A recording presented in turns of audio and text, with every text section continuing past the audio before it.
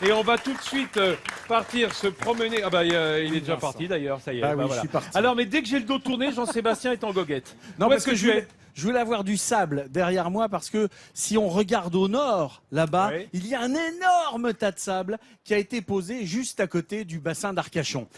C'est la dune du Pilat. Et je parle de tas à dessein parce que le Pilat en gascon, c'est le tas. Le monticule. Donc en fait, on devrait dire le Pilat et non pas la dune du Pilat, puisque c'est un pléonasme. Et cette Merci dune, de cette rectification, professeur. cette dune ne cesse de grandir. Vous imaginez que la dune du Pilat en 1855, elle faisait 35 mètres de haut.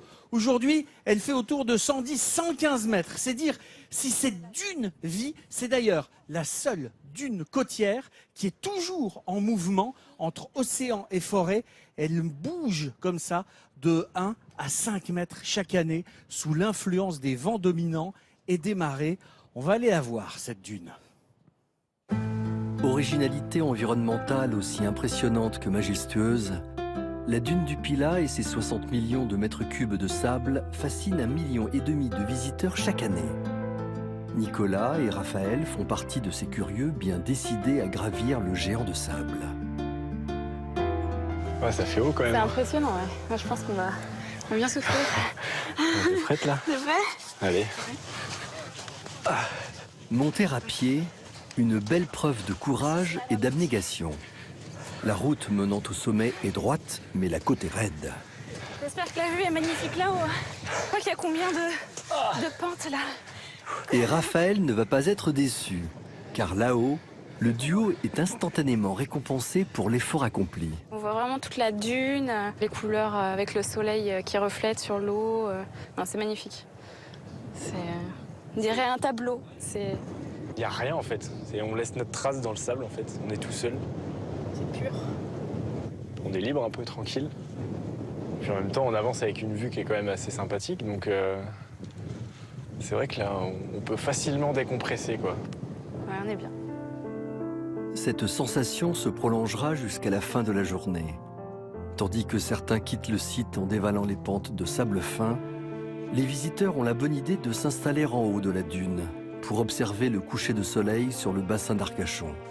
Parmi eux, Dimitri et Catherine.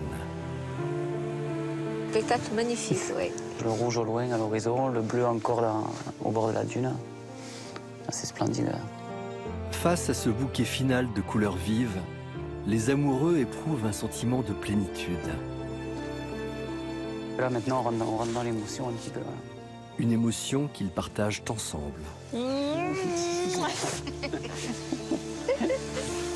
Jusqu'à la dernière minute, les spectateurs se régaleront de l'ultime cadeau que leur livre la dune du Pilat. Ah c'est splendide. Alors Philippe Dessertine. 60 millions de mètres cubes de sable. Pas mal. C'est bien comme un beau tas. pâté, comme tu disais tout à l'heure. Philippe, on en parlait hors antenne, on se disait l'Himalaya de l'Aquitaine, c'est la dune du Pilat, parce que autrement, là, sur cette côte landaise, c'est un peu un plat pays. C'est vrai, c'est un plat pays, mais c'est vrai aussi que cette dune, justement, elle devient un peu incroyable quand on la voit, toute blonde, couleur dorée comme ça, si haute. C'est un endroit absolument extraordinaire. Et puis vous dominez juste en dessous, on voyait le banc d'Arguin. Oui. En fait, la dune est constituée du sable qui vient du banc d'Arguin. Le banc d'Arguin, c'est le même nom que le banc sur lequel a échoué le navire la Méduse.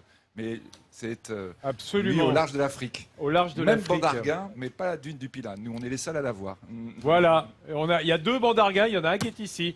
Et c'est de son sable qui est constitué cette dune qui est mouvante, hein, comme le disait Jean-Seb tout à l'heure, ça bouge tout le temps. C'est une vague de sable. Ça n'arrête pas, ça continue à grossir depuis le 18e et c'était un tout petit tas de sable il y a 3 siècles. Voilà, et ça finira comme en Namibie avec des dunes de 400 mètres de haut, hein, si on laisse faire, bien entendu, sans ensevelir évidemment les maisons alentours, mais c'est un peu difficile de ce point de vue-là. La dune en mange de temps en Bah, temps, je des sais, maisons. je sais, c'est la nature qui reprend ses